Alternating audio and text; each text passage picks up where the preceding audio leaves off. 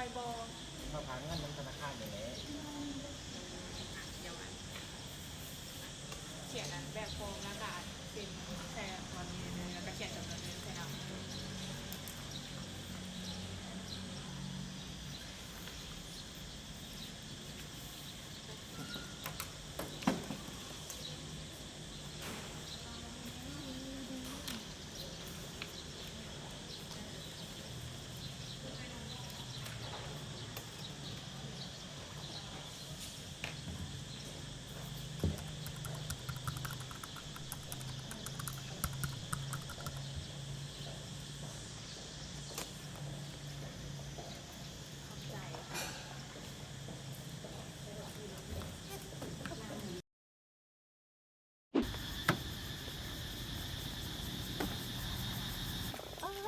เฮียนกันวันนี้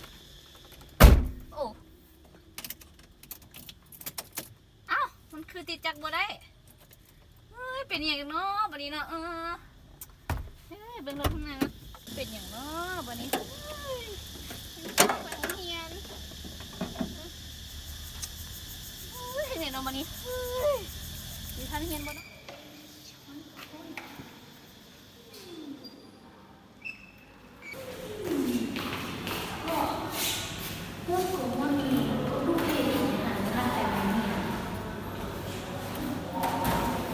พอไปซื้อมาอยู่อะไรที่เขาเหมือนคนซื้อแมง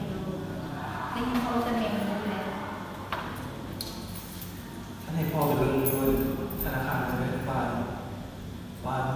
พอซื้อรถได้บ่พอสิกูดื่มเลยมึงเลยอยู่กับตัวมึงแล้วเอาสรุปไปเบิ่งรถทางเลยนะเลยเดี๋ยวรู้สึกเป็นแบบนี้ค่ะเนี่ยพอไปเขียนเอกสารเลยโอเคเดี๋ยวทำมือกันเลย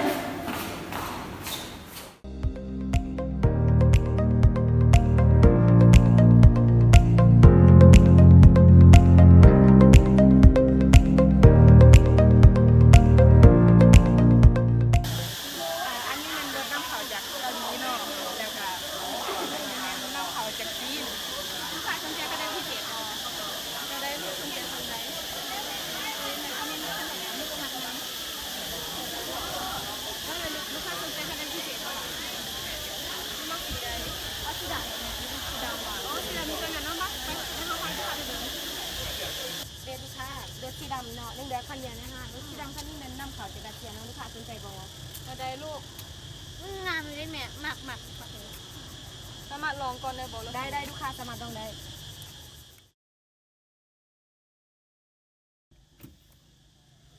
งามย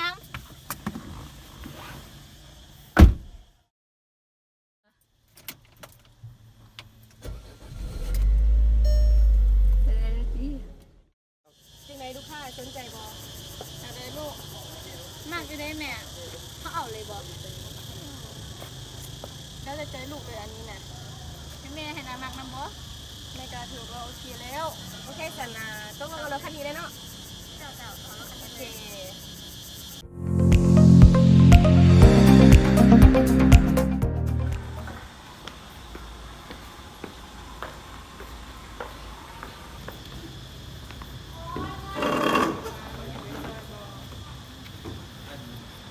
ต้องการมากู้เงิน400 ล้าน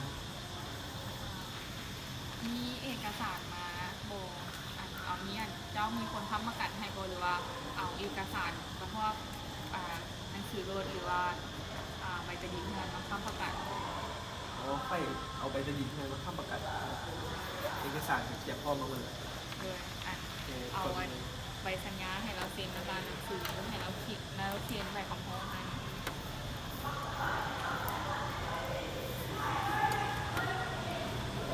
คิดว่าได้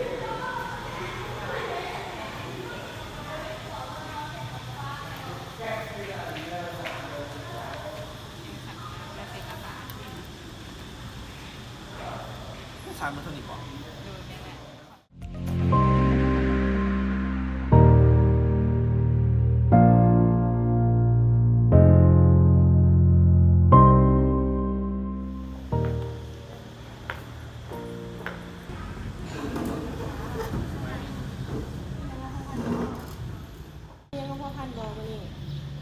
รถ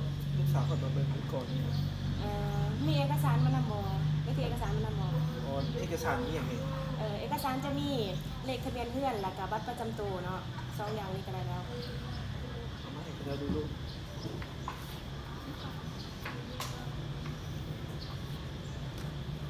อันรบกวนลูกค้าเส้นอยู่นี่เด้อ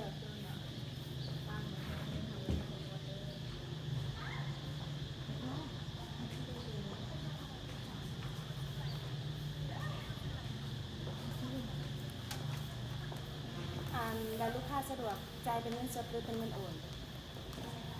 เป็นแช็ค เป็นเช็คก็ได้ แช็คมัน เอาโดยไหนก็อ่ะยูมองโลกเลยค่ะได้เลย ยิ้ม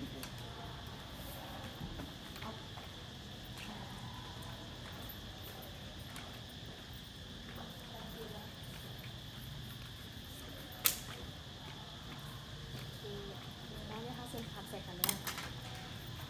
เซ็นผักใส่กันเลยอันนี้เป็นใบมอบสิทธิ์เด้อ โอ้แล้วเราบอก ได้แล้วขอบใจ แล้วเข้าใจอะไรเลย ขอบใจ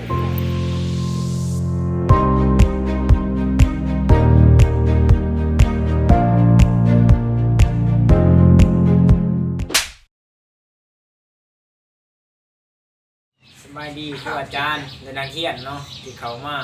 หมู่เพื่อนที่เขามารับชมในคลิปนี้เนาะคลิปนี้ก็ได้สร้างขึ้นมาโดยการมีความสามัคคีของคนในกลุ่มดังนั้นแล้วก็ขออันนั้นจะมาสรุปในอันนั้นคลิปนี้โดยหย่อว่าในคลิปนี้บอกถึงหยังในคลิปนี้แสดงถึงให้เห็นของธนาคารมีการหักผากและมีการปล่อยกู้และการให้กู้โดยการหรือว่าการ